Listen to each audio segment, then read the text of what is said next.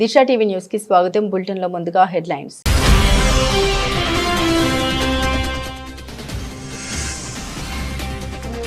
భారత్ ఒక గొప్ప ప్రజాస్వామ్య దేశం. నోబెల్ శాంతి బహుమతి విజేత ప్రశంసలు.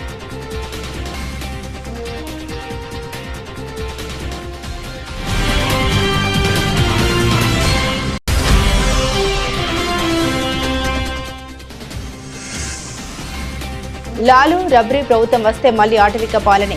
కగారియాలో జరిగిన ఎన్నికల ప్రచార సభలో అమిత్ షా కీలక వ్యాఖ్యలు.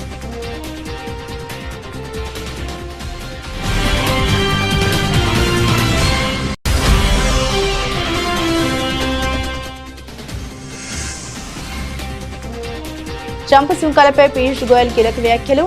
మరిన్ని సుంకాలు వేస్తామంటే కొత్త మార్కెట్లను వెతుకుంటామని హెచ్చరిక.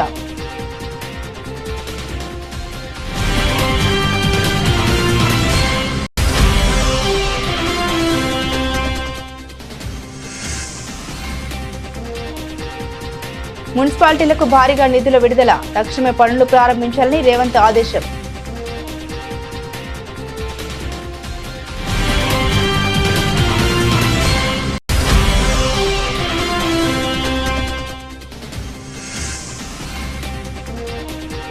తెలుగు జాతిని ప్రపంచంలో నెంబర్ 1 చేస్తా. దుబాయ్ వేదికగా సీఎం చంద్రబాబు ధీమా.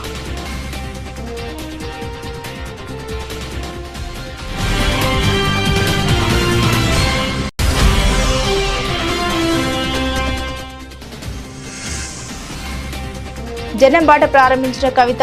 అమరవీరుల కుటుంబాలకు, ఉద్యమకారులకు క్షమాపణలు.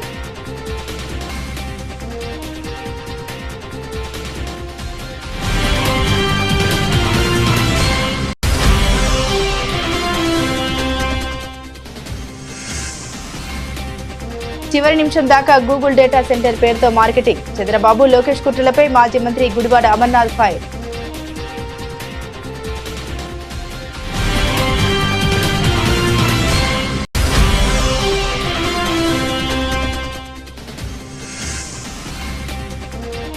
ఇంద్రమ్మ రాజ్యంలో రోజుకో అవినీతి, పూటకో కుంభకోణం. మాజీ మంత్రి ప్రశాంత్ రెడ్డి ధ్వజం.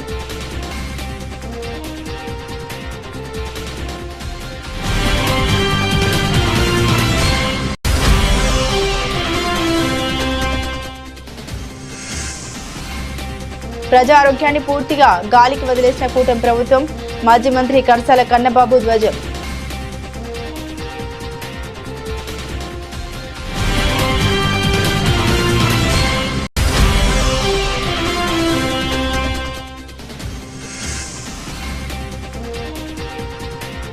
ఆస్ట్రేలియాతో చివరి వన్డేలో భారత్ గెలుపు. 9 వికెట్ల తేడాతో గెలిచిన టీమిండియా.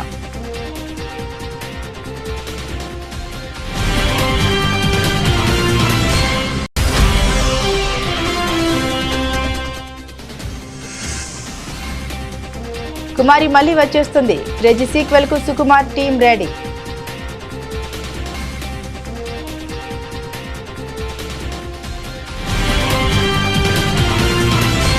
ఈ ఏడాది నోబెల్ శాంతి బహుమతి గ్రహీత వెనిజులా ప్రజాస్వామ్య ఉద్యమకారిణి మరియు కొరినా మచాడో భారత్పై ప్రశంసల వర్షం కురిపించారు.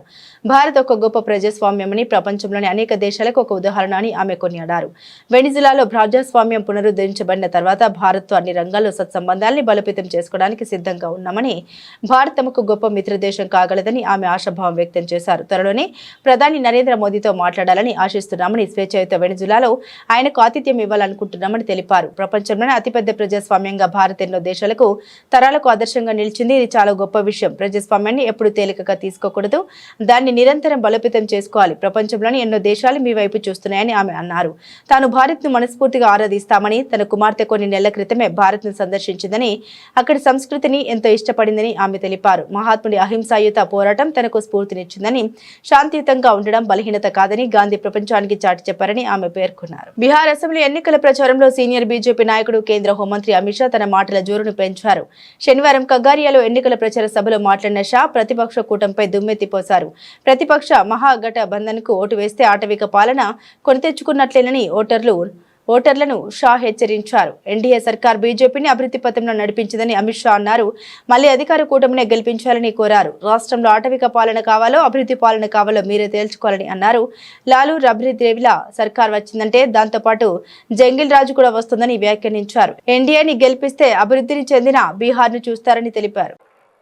ये जो सामने वाला गठबंधन है, इसकी दो पहचान है, भ्रष्टाचार और परिवारवाद।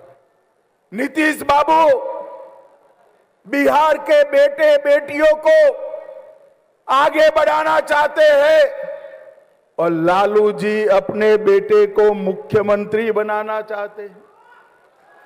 सोनिया जी अपने बेटे को प्रधानमंत्री बनाना चाहते हैं। बिहार के युवाओं जो अपने बेटे की चिंता करता है, वो बिहार के युवा की चिंता कर सकता है क्या? जोर से बोलो, कर सकता है क्या? बिहार के बेटा बेटी की चिंता नरेंद्र मोदी और नीतीश कुमार ही कर सकते हैं। नीतीश कुमार। और भाइयों बहनों, यहां हमारी सरकार को 20 साल हुआ, केंद्र में हमारी सरकार को 11 साल हुआ। आज तक नरेंद्र मोदी नीतीश कुमार की सरकार पर 4 आने का भी भ्रष्टाचार का आरोप नहीं है। 4 आने का भी भ्रष्टाचार। అమెరికా భారత్ ద్వైపాక్షిక వాణిజ్య ఒప్పందం కోసం చర్చలు జరుగుతున్న సమయంలో కేంద్ర వాణిజ్య శాఖ మంత్రి పీయూష్ గోయల్ కీలక వ్యాఖ్యల్ని చేశారు. వాణిజ్య ఒప్పందాల విషయంలో భారత్ ఎవరికీ తలొగ్గదని, తొందరపాటు నిర్ణయాలు తీసుకోదని ఆయన స్పష్టం చేశారు. జర్మనీ రాజధాని బెర్లిన్ లో జరిగిన ప్రపంచ దేశాల ఉన్నత స్థాయి సమావేశంలో ఆయన మాట్లాడారు. అభివృద్ధి చెందిన దేశంగా మారడానికి భారత్ అనేక వ్యూహాత్మక విధానాల్ని అనుసరిస్తోందని తెలిపారు. కరోనా మహమ్మారి సమయంలో ప్రపంచ దేశాల మధ్య ఏర్పడ్డ అంతరాయాల నేపథ్యంలో 2021లో భారతదేశ వాణిజ్య విధానంలో మార్పు తీసుకొచ్చామని ఆయన పేర్కొన్నారు. అందులో భాగంగానే అభివృద్ధి చెందిన దేశాలతో వాణిజ్య సత్సంబంధాలను ఏర్పరచుకుంటున్నామని తెలిపారు. దీని ద్వారా సాంకేతికత, పెట్టుబడులు, అంతర్జాతీయ మార్కెట్ల వంటి ప్రయోజనాలు ఉంటాయని అన్నారు. భారత్ వాణిజ్య ఒప్పందాలకు కట్టుబడి ఉంటుందని, కానీ ఒత్తిడితో మాత్రం చర్చలు జరపదని స్పష్టం చేశారు. ఇప్పటికే భారత్పై ఉన్న సుంకాల్ని అంగీకరిస్తున్నామని, అలాగని మరిన్ని సుంకాలు వేస్తామనే బెదిరింపు ధోరణి అంగీకరించేది లేదని తేల్చి చెప్పారు. ప్రత్యామ్నాయ మార్గాలు, కొత్త మార్కెట్లను అన్వేషిస్తామని వ్యాఖ్యానించారు. We have a demographic dividend. Our average age is only 28 years, yeah. Which you won't find in many other parts of the world, except of course Africa. Now that young person now connected with the internet, and we have 1 billion internet users there, is very aspirational. That aspiration is driving him to work harder, is driving him to adopt new technologies, new languages, new countries. I think one must also recognize India's economy, while it may seem it's only a $4 trillion economy, on a purchasing power parity is already at 15 trillion. So the speed with which we'll be able to catch up, the speed with which we'll be able to grow, is there for us to capture. Rising wages, better living conditions, better quality of life. These aspirations are driving people's ambitions, people's effort. And I suspect going forward, just as in the last 4 years we were the fastest growing large economy, I see that continuing for at least 20-25 years in the future. And it's not a question of whether you surpass one or the other. It's a question of whether you give a good quality of life to your people. Good education, good housing, take care of their needs, and continue to maintain your traditions. So any country which forgoes its culture, its heritage, can never succeed.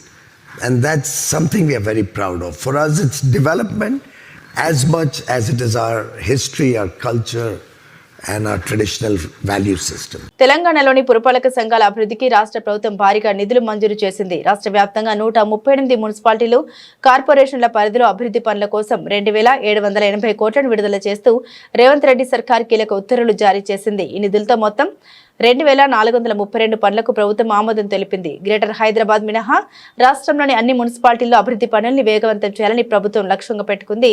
ఈ క్రమంలో మంజూరైన పనులకు సంబంధించి తక్షణమే టెండర్ల ప్రక్రియను ప్రారంభించి పనులు చేపట్టాలని ముఖ్యమంత్రి రేవంత్ రెడ్డి సంబంధిత అధికారులను ఆదేశించారు. ముఖ్యంగా కొత్తగా ఏర్పాటైన మున్సిపాలిటీలు, సమీప గ్రామాల్ని విలీనం చేసుకున్న పురపాలక సంఘాల్లో అభివృద్ధి పనులకు అధిక ప్రాధాన్యం ఇవ్వాలని ఆయన స్పష్టమైన సూచన చేశారు. తెలంగాణ రైజింగ్ విజన్ 2027లో భాగంగా గ్రేటర్ హైదరాబాద్ తో పాటు రాష్ట్రంలోని ఇతర పట్టణాల్ని కూడా గ్రోత్ హబ్లుగా తీర్చిదిద్దాలన్న ప్రభుత్వ లక్ష్యానికి అనుగుణంగా ఈ నిధుల కేటాయింపు జరిగిందని ఉన్నతాధికారులు తెలిపారు. ఈ నిర్ణయంతో రాష్ట్రంలోని పట్టణ ప్రాంతాల్లో మౌలిక వసతుల కల్పన, అభివృద్ధి పనులు మరింత ఊపందుకోనున్నాయి. యుఏఈ పర్యటనలో ఉన్న ఆంధ్రప్రదేశ్ ముఖ్యమంత్రి చంద్రబాబు గల్ఫ్ దేశాల్లోని తెలుగు ప్రజలతో ఆత్మీయంగా సమావేశమయ్యారు. తన పర్యటనలో చివరి కార్యక్రమంగా దుబాయ్లోని లీ మెరిడియన్ హోటల్లో ఏర్పాటు చేసిన తెలుగు డయాస్పోరా సదస్సులో ఆయన పాల్గొన్నారు. ఈ కార్యక్రమంలో ముఖ్యమంత్రి చంద్రబాబు ప్రసంగించారు.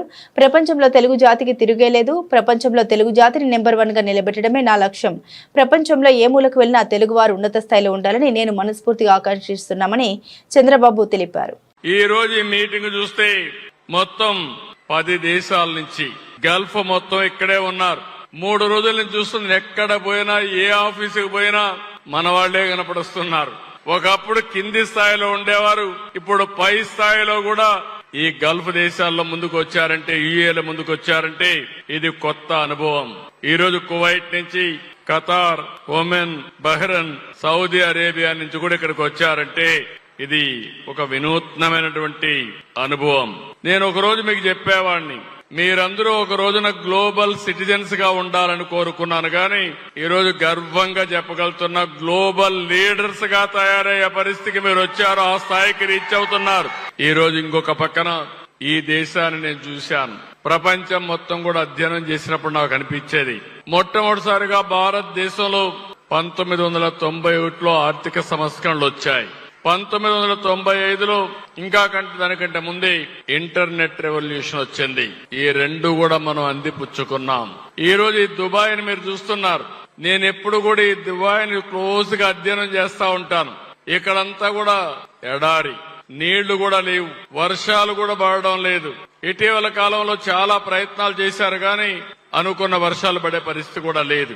ఒక ఎడారిని స్వర్గం చేశారంటే అన్ని ఉన్న భారతదేశం, ఆంధ్రప్రదేశ్ రాష్ట్రం ఎక్కడుండాలనో మీరే ఆలోచించాల్సిందిగా మిమ్మల్ని అందరినీ కోరుతున్నా. తెలంగాణ జాగృతి అధ్యక్షురాలు బీఆర్ఎస్ ఎమ్మెల్సీ కల్వకుంట్ల కవిత సంచలన వ్యాఖ్యలు చేశారు.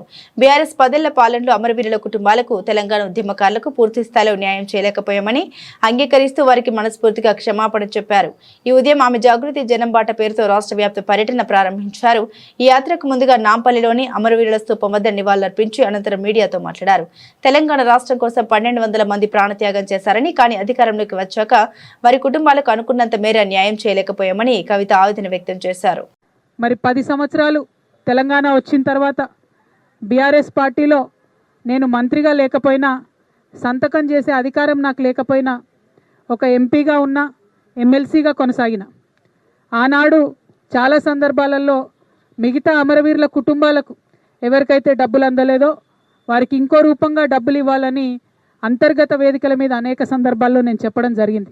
కానీ ఇవాళ నేను మనస్ఫూర్తిగా అమరవీరుల కుటుంబ సభ్యులకు, అమరవీరులకు, తెలంగాణ ఉద్యమకారులకు చేతులెత్తి నమస్కరించి క్షమాపణ కోరుతా ఉన్నా. ఎందుకోసమంటే ఆనాడు నేను మీకోసం కొట్లాడినా కానీ ఇంకా గట్టిగా కొట్లాడేది ఉంటుంది, సాధించుకునే వరకు మీకోసం కొట్లాడేది. ఇవాళ నేను కోరేది ఒకటే, మనం ఉద్యమం డబ్బుల కోసం చేయలే, మన ఉద్యమం మనకు ఉద్యోగాలు రావాలని చేయలేదు, తెలంగాణ యావత్తు బాగుండాలి, అందరం బాగుండాలని చేసినాం. కాబట్టే ఇవాళ ఇక్కడ ఈ పవిత్రమైనటువంటి గడ్డ సాక్షిగా, ఈ అమరవీరుల స్తూపం సాక్షిగా నేను ప్రమాణం చేస్తూ ఉన్నాను. ప్రతి అమరవీరుల కుటుంబాలకి, 1200 మంది కుటుంబానికి కుటుంబానికి ₹1 కోటి ఇవ్వాలని ఈ ప్రభుత్వాన్ని నేను డిమాండ్ చేస్తూ ఉన్నాను. ప్రతి అమరవీరుల కుటుంబానికి ₹1 కోటి ఈ ప్రభుత్వం నుండన్నా ఇప్పిస్తాం, లేకపోతే ఈ ప్రభుత్వం మార్చి వచ్చే ప్రభుత్వంతోనైనా ఇప్పిస్తామని ఈ సందర్భంగా నేను అమరవీరుల కుటుంబాలకు వారి యొక్క పాదాల సాక్షిగా మీకు తెలియజేస్తూ ఉన్నాను. అగ్రవర్ణాల్లో ఉన్నటువంటి పేదలు ఇవాళ అగ్రవర్ణాల్లో కూడా అన్ని కులాలకు రాజకీయంగా ఆర్థికంగా ప్రాధాన్యత లేదు. వైశ్యమిత్రులు ఉంటే వాళ్ళు ఎక్కడ కూడా రాజకీయంగా కనబడతలేరు. జనాభా ఎక్కువ ఉన్నది, రాజకీయ ప్రాతినిధ్యం తక్కువ ఉన్నది. సో అగ్రవర్ణాల్లో ఉన్నటువంటి పేదల కోసం కూడా జాగృతి బాసటగా అండగా నిలబడుతుందని ఈ సందర్భంగా తెలియజేస్తున్నాం. అందరూ కలిసి ఉంటేనే ఒక అందమైన బతుకమ్మలాగా తెలంగాణ బాగుంటుంది. అందరూ కలిసి ఉంటేనే ఆ గౌరవం అనేటటువంటిది తెలంగాణకు వస్తుంది. ఆ గౌరవాన్ని సాధించడం కోసం, ఆత్మ గౌరవంతో కూడినటువంటి అభివృద్ధిని సాధించడం కోసమే సామాజిక తెలంగాణ రావాలని మేము అంటా ఉన్నాం. అందరికీ అవకాశాలు రావాలనే సామాజిక తెలంగాణ రావాలంటున్నాం. అందరం బాగుండాలనే సామాజిక తెలంగాణ రావాలంటున్నాం. వైఎస్ జగన్ కి మంచి పేరు వస్తుందనే భయంతోనే అదాని పేరు చెప్పకుండా గూగుల్ డేటా సెంటర్ పేరుతో చివరి నిమిషం వరకు చంద్రబాబు, లోకేష్ మార్కెటింగ్ చేసుకున్నారని నిన్న వైఎస్ జగన్ ప్రెస్ మీట్ తర్వాత ప్రజలకున్న అనుమానాలన్నీ తొలగిపోయాయని అనకాపల్లి జిల్లా వైఎస్ఆర్ కాంగ్రెస్ పార్టీ అధ్యక్షులు మాజీ మంత్రి గుడివాడ అమర్నాథ్ స్పష్టం చేశారు. విశాఖలోని పార్టీ సిటీ కార్యాలయంలో ఆయన మీడియాతో మాట్లాడారు. వైఎస్ జగన్ ప్రెస్ మీట్ తర్వాత కూటమి కుట్రలను ప్రజలు అర్థం చేసుకున్నారని, ఉద్యోగాల కల్పనపై ప్రభుత్వాన్ని ప్రశ్నిస్తుంటే దానికి సమాధానం చెప్పుకోలేక గూగుల్ డేటా సెంటర్ ని వైఎస్ఆర్సీపీ వ్యతిరేకించిందని ఎల్లో మీడియాలో తప్పుడు ప్రచారం చేస్తున్నారని ఆగ్రహం వ్యక్తం చేశారు. మొదటి రోజే గూగుల్ డేటా సెంటర్ ని వైఎస్ఆర్ కాంగ్రెస్ పార్టీ స్వాగతిస్తుంది అనేటువంటి మాట చెప్పినప్పటికీ మరి మేము చెప్పింది అర్థం కాలేదో, లేదా మేము చెప్పినటువంటిది మేము ఏం చెప్పినా సరే మాకు నచ్చిందే మేము చూపిస్తాం అనేటువంటి ధోరణో ప్రజలకి వైఎస్ఆర్ కాంగ్రెస్ పార్టీ మీద వైఎస్ఆర్ కాంగ్రెస్ పార్టీ చెప్పినటువంటి విషయాల్ని మా మీడియా ద్వారా ప్రజల్ని తప్పుడు దారిలో చూపించాలనేటువంటి ఉద్దేశము ఈ సెలెక్టెడ్ మీడియా ఒక రకమైనటువంటి తప్పుడు ప్రచారాన్ని చేసేటువంటి ప్రయత్నం చేసింది. మొదటి నుంచి మేము అడిగింది ఏంటి, రైడెన్ సంస్థ గూగుల్ సబ్సిడరీ ఏదైతే ఉందో రైడెన్, అదాని కనెక్ట్స్, ఎయిర్టెల్ ఇవన్నీ కూడా ఈ ప్రాజెక్ట్ టేకప్ చేస్తా ఉన్నాయి. చేస్తున్నటువంటి ఈ ప్రాజెక్టులో ప్రభుత్వం కేబినెట్ తీసుకున్నటువంటి నిర్ణయంలో 200 మంది ఉద్యోగాలు అనేటువంటిది సంస్థ చెప్తా ఉంది. ప్రభుత్వం ఏమో 1,88,000 అని చెప్తా ఉంది. దాని మీద క్లారిటీ ఇవ్వండి అనేటువంటి మాట అడిగాం. ఎకో సిస్టమ్ గ్రో అవడం, ఎకో సిస్టమ్ ద్వారా ఉద్యోగాలు రావడం అనేటువంటిది సెకండరీ సబ్జెక్ట్. కానీ ఇనీషియల్ కమిట్మెంట్ ఏంటి అనేటువంటి దాని మీద క్లారిటీ అనేటువంటిది మొదటి నుంచి అడుగుతా ఉన్నాం. సరే, దానికి సమాధానం చెప్పలేక ఇష్టం వచ్చినటువంటి మాటలు మాట్లాడారు. గూగుల్తో అగ్రిమెంట్ ఏదైతే ఎంఓయూ జరిగినటువంటి మరుక్షణం వరకు అసలు అదాని పేరు రాకుండా ఎందుకు చేశారు? ఎంఓయూ అయినటువంటి ఒక గంటలోనే అదాని వారి హ్యాండిల్ నుంచి ఈ ప్రాజెక్ట్ గురించి ఎందుకు ప్రకటన చేశారు? వీటన్నిటి మీద చాలా కేటగారికల్గా నేను జగన్మోహన్ రెడ్డి గారు చెప్పడం జరిగింది. ఆ రోజు అదాని డేటా సెంటర్కి సంబంధించినటువంటి పునాదులు వైఎస్ఆర్ కాంగ్రెస్ పార్టీ ప్రభుత్వ హయాంలో జరిగాయి. సబ్సీ కేబులింగ్ అనేటువంటి దాని గురించి వైఎస్ఆర్ కాంగ్రెస్ పార్టీ ప్రభుత్వమే సింగపూర్ ప్రభుత్వంతో, కేంద్ర ప్రభుత్వం తాలూకు సహకారం, రాష్ట్ర ప్రభుత్వం తాలూకు సహకారంతో కలిపి సింగపూర్ ప్రభుత్వానికి లేఖ రాసినటువంటి విషయాల్ని, ఆ సంబంధించినటువంటి లేఖల్ని, వీటన్నిటిని కూడా నేను జగన్మోహన్ రెడ్డి గారు ప్రజల ముందు పెట్టేటువంటి కార్యక్రమం చేశారు. గూగుల్ కి అదానికి ఉన్నటువంటి ఇంద్రమ్మ రాజ్యంలో రోజుకు అవినీతి, పూటకో కుంభకోణం బయటపడుతున్నాయని మాజీ మంత్రి బీఆర్ఎస్ ఎమ్మెల్యే వేముల ప్రశాంత్ రెడ్డి విమర్శించారు. ఓ పని టెండర్ కు సంబంధించి మంత్రుల మధ్య వివాదం తలెత్తితే సీఎం ఇద్దరిని కూర్చోబెట్టి వాటాలు పంచారని ధ్వజమెత్తారు. డెక్కన్ సిమెంట్స్ కంపెనీ వారిని గన్ పెట్టి బెదిరించారని, ఇందులో సీఎం పాత్ర ఉందని మంత్రి కూతురే ఆరోపించారన్నారు.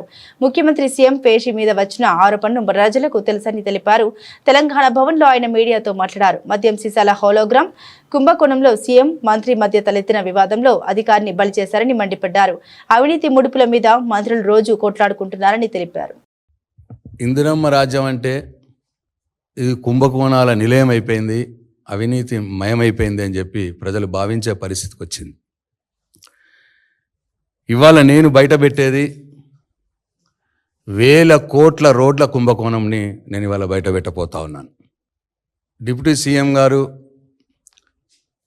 ఆర్ఎండ్బి మంత్రి గారు, పంచాయరాజ్ శాఖ మంత్రి గారు ఈ మధ్యలో అనేక మీటింగ్లలో తెలంగాణ రాష్ట్రంలో రోడ్లకు మహర్దశ పట్టనున్నది, హైబ్రిడ్ యాన్యుటీ మోడల్, దాంట్లో వేల కోట్ల అంటే దాదాపు వాళ్ళు చెప్పింది 27,000 కోట్ల రూపాయలతో రోడ్లు మేము వేయబోతున్నాం. తెలంగాణలో రోడ్లన్నీ అద్దాలత్తిరిగా అయిపోతాయి అని చెప్పి ప్రచారం చేసుకుంటా ఉన్నారు. అయితే అది హ్యామ్ కాదు, అంటే హైబ్రిడ్ యాన్యుటీ మోడల్ అంటే అది హ్యామ్, HAM.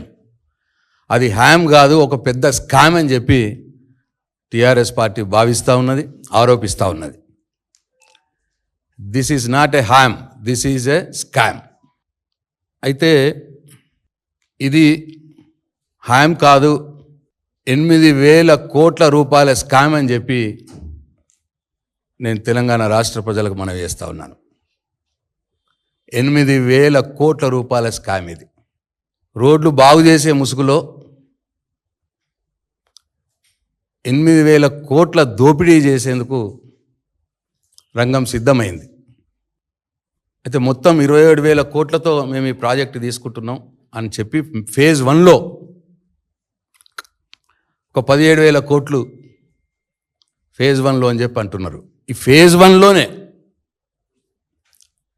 ఈ ఫేజ్ 1 17,000 కోట్ల రూపాయల ఈ హ్యామ్, పంచాయతీ ఆర్ఎండ్బి కలిపి హ్యామ్లో 8,000 కోట్ల రూపాయల కుంభకోణం జరగబోతా ఉన్నది. కూటమి ప్రభుత్వంలో రాష్ట్రంలో నకిలీ మద్యం, గంజాయి విక్రయాలు, జూదా గృహాల నిర్వహణ, సివిల్ పంచాయతీలతో ప్రజల్ని దోచుకునే కార్యక్రమాన్ని కొనసాగిస్తున్నారని మాజీ మంత్రి, వైఎస్ఆర్సీపీ ఉత్తరాంధ్ర జిల్లా రీజనల్ కోఆర్డినేటర్ కురుసాల కన్నబాబు మండిపడ్డారు.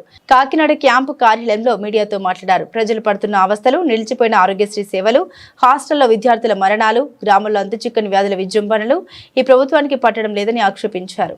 ప్రైవేట్ హాస్పిటల్స్ సమ్మెలో ఉన్నాయి. ఆరోగ్యశ్రీని మీరు మా బకాయిలు ఇవ్వండి అని చెప్పి విజయవాడలో కనీసం 1,000 మందికి తక్కువ కాకుండా డాక్టర్లు, ప్రైవేట్ డాక్టర్లు ధర్నా చేశారు. నిన్ననే కనీసం వాళ్ళని పిలిచి మాట్లాడి కూర్చోబెట్టి గౌరవంగా, ఇదిగో సమస్య ఇది, ప్రభుత్వం తరపున మేము ఇది అనుకుంటున్నాం, మీరు ఈలోపు సేవలు ఆపొద్దు అని చెప్పే నాదుడే లేదు ఈ గవర్నమెంట్లో. తండ్రి దుబాయ్లోని, కొడుకేమో ఆస్ట్రేలియాలో తిరుగుతాడు, ఇక్కడ పట్టించుకున్నవాడు లేడు. 3,000 కోట్లు పత్రికల్లో చూశారు. 250 కోట్ల రూపాయలు ఏదో రిలీజ్ చేశామని. ఎవరిని అడిగినా, ఏ ఆసుపత్రిని అడిగినా మాకు రాలేదు అంటున్నారు. మరి పేపర్ల మీద రిలీజ్ చేశారా?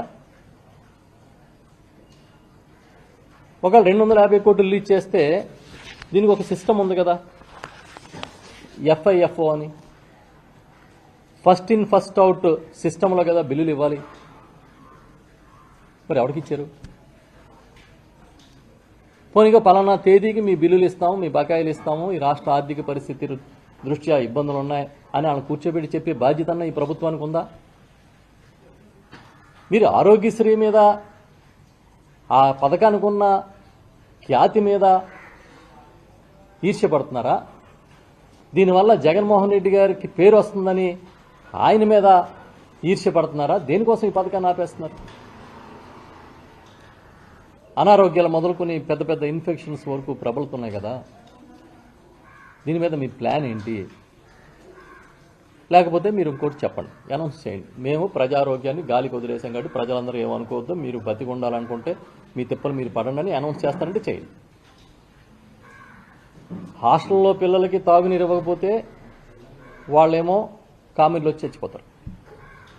ఇంకో గ్రామంలో ఊరు మొత్తం మీద ఎందుకు చనిపోయారో తెలియదు, నీళ్లు కలుషితమో గాలి కలుషితమో 45 మంది చనిపోయారని ఆ గుంటూరు జిల్లాలో వార్తలు వస్తున్నాయి. పల్నాడు ప్రాంతంలో మీకు చెమ కుట్టినట్టనే లేదు. కెప్టెన్సీ పోయింది. ఇక రిటైర్మెంట్ కు దగ్గరగా ఉన్నాడంటూ వస్తున్న విమర్శలకు టీమిండియా మాజీ సారథి రోహిత్ శర్మ తన బ్యాటింగ్ తో గట్టి సమాధానం చెప్పాడు. ఆస్ట్రేలియాతో జరుగుతున్న మూడో చివరి వన్డేలో అద్భుతమైన సెంచరీతో గిరిచెలరేగాడు. శతకం పూర్తి చేశాక హెల్మెట్ కూడా తీయకుండా కేవలం బ్యాట్ పైకెత్తి సింపుల్ గా అభివాదం చేశాడు. రోహిత్ బాధ్యతాయుతమైన ఇన్నింగ్స్ తో టీమిండియా ఈ మ్యాచ్ లో గెలిచింది. సిడ్నీ వేదికగా జరుగుతున్న ఈ మ్యాచ్ లో 237 పరుగుల లక్ష్యంతో బరిలోకి దిగిన భారత్ 38.3 ఓవర్లకు 1 వికెట్ నష్టానికి విజయం సాధించింది. రోహిత్ శర్మ 125 బంతుల్లో 121 పరుగులు చేయగా విరాట్ కోహ్లీ 81 బంతుల్లో 74 పరుగులతో టీమిండియాకు విజయం సాధించారు. లక్ష్య ఛేదనలో శుభ్మన్ గిల్ త్వరగానే అవుట్ అయినా ఆ తర్వాత క్రీజ్లోకి వచ్చిన విరాట్ కోహ్లీతో కలిసి రోహిత్ ఇన్నింగ్స్ ను ముందుకు నడిపించాడు. వీరిద్దరూ కలిసి రెండో వికెట్ కు అజేయంగా కీలక భాగస్వామ్యం నెలకొల్పి జట్టును విజయానికి చేరువచేశారు. అంతకుముందు టాస్ గెలిచి బ్యాటింగ్ ఎంచుకున్న ఆస్ట్రేలియా 46.4 ఓవర్లలో 236 పరుగులకు ఆల్అౌట్ అయింది. భారత బౌలర్ల కట్టుదిట్టమైన బౌలింగ్ కు ఆసీస్ బ్యాటర్లు వరుసగా వికెట్లు కోల్పోయారు. 256 ఒక్కడే హాఫ్ సెంచరీతో రాణించాడు. భారత బౌలర్లలో యువ పేసర్ హర్షిత్ రాణా 4 వికెట్లతో సత్తా చాటగా వాషింగ్టన్ సుందర్ 2 వికెట్లు పడగొట్టాడు. మొత్తం మీద కెప్టెన్ రోహిత్ శర్మ ముందుండి నడిపించడంతో ఈ సిరీస్ లోని చివరి మ్యాచ్ లో భారత్ సునాయాస విజయం సాధించింది. చిన్న సినిమా వచ్చి బాక్సాఫీస్ ను షేక్ చేసిన సినిమాల్లో టాప్ లో ఉంటుంది కుమారి 21F. ముంబై భామ హెబా పటేల్ తెలుగులో లీడ్ హీరోయిన్ గా తొలిసారి ఈ సినిమాతో సూపర్ హిట్ అందుకుంది. రాజ్ తరుణ్ హీరోగా నటించిన ఈ మూవీని పల్నాటి సూర్య ప్రతాప్ డైరెక్ట్ చేయగా popular writer cum director Sukumar కథను అందించారు. అప్పట్లో ట్రెండ్ సెట్టర్ గా నిలిచిన ఈ మూవీకి సీక్వెల్ రాబోతుందన్న వార్త ఇప్పుడు మూవీ లవర్స్ ని ఫుల్ ఖుషి చేస్తుంది. ఫిలిం నగర్ సర్కిల్ కథనాల ప్రకారం కుమారి 21F సీక్వెల్ కు కుమారి 22F టైటిల్ కూడా ఫిక్స్ చేశారట. ఈ సినిమాను సుకుమార్ సతీమణి తబితా సుకుమార్ తన కొత్త ప్రొడక్షన్ బ్యానర్ లో నిర్మించనుండడం విశేషం. త్వరలోనే ఈ క్రేజీ సీక్వెల్ ప్రకటన ఉండబోతున్నట్లు ఇన్సైడ్ టాక్. చివరిగా 18 పేజెస్ సినిమాతో ప్రేక్షకుల ముందుకొచ్చాడు డైరెక్టర్ పల్నాటి సూర్య ప్రతాప్. మరి కుమారి 22F ను పల్నాటి సూర్య ప్రతాప్ డైరెక్ట్ చేస్తాడా లేదంటే కొత్త దర్శకుడు ఈ ప్రాజెక్ట్ ను టేక్ ఓవర్ చేస్తాడా అనేది తెలియాల్సి ఉంది. సీక్వెల్ లో కూడా హెబా పటేల్ టైటిల్ రోల్ లో కనిపిస్తుందా అనేది క్లారిటీ రావాల్సి ఉంది. మరి సుకుమార్ సీక్వెల్ కోసం ఎలాంటి స్టోరీ సిద్ధం చేశాడనేది ఆసక్తికరంగా మారింది. సీక్వెల్ పై రాబోయే రోజుల్లో ఏదైనా అధికారిక ప్రకటన వస్తుందనేది చూడాలి. కాగా సుకుమార్ ప్రస్తుతం రామ్ చరణ్ తో చేయబోతున్న సినిమా ప్రీ ప్రొడక్షన్ పనుల్లో బిజీగా ఉన్నాడు. బులెటిన్ ముగించే ముందు హెడ్లైన్స్ మరోసారి.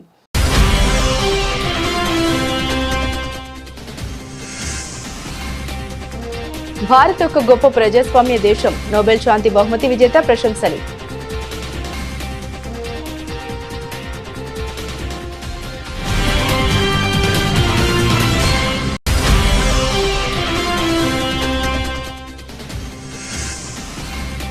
లాలు రబ్రీ ప్రభుత్వం వస్తే మళ్లీ ఆటవిక పాలనే. కగారియాలో జరిగిన ఎన్నికల ప్రచార సభలో అమిత్ షా కీలక వ్యాఖ్యలు.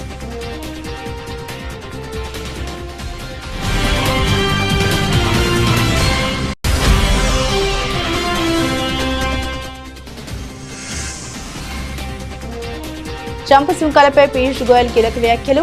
మరిన్ని సుంకాలు వేస్తామంటే కొత్త మార్కెట్లను వెతుకుంటామని హెచ్చరిక.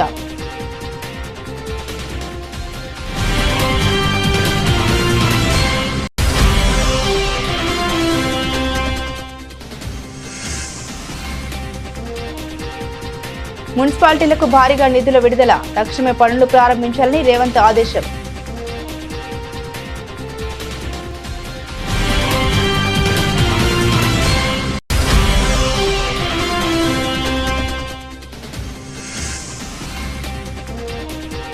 తెలుగు జాతిని ప్రపంచంలో నెంబర్ 1 చేస్తా. దుబాయ్ వేదికగా సీఎం చంద్రబాబు ధీమా.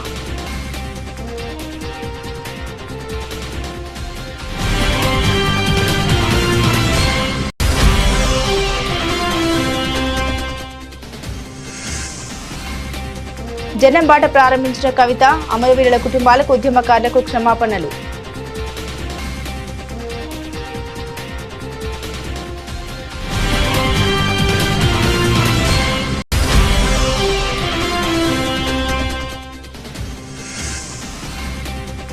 చివరి నిమిషం దాకా గూగుల్ డేటా సెంటర్ పేరుతో మార్కెటింగ్. చంద్రబాబు లోకేష్ కుట్రలపై మాజీ మంత్రి గుడివాడ అమర్నాథ్ ఫైర్.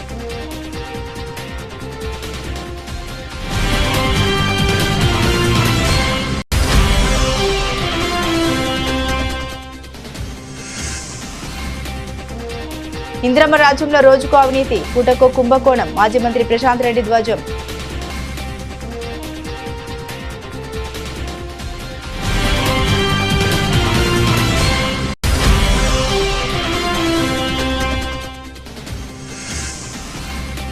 ప్రజా ఆరోగ్యాన్ని పూర్తిగా గాలికి వదిలేసిన కూటమి ప్రభుత్వం.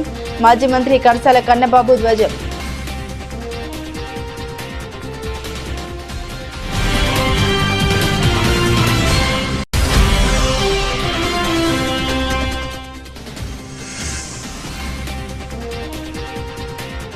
ఆస్ట్రేలియాతో చివరి వన్డేలో భారత్ గెలుపు. 9 వికెట్ల తేడాతో గెలిచిన టీమిండియా.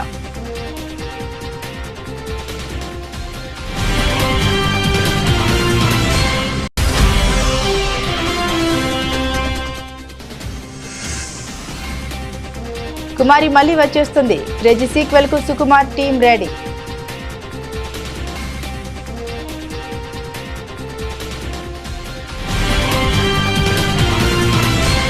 ఇవి బులెటిన్లోని విశేషాలు. తిరిగి మరో బులెటిన్తో మళ్ళీ కలుసుకుందాం. అంతవరకు సెలవు. నమస్కారం.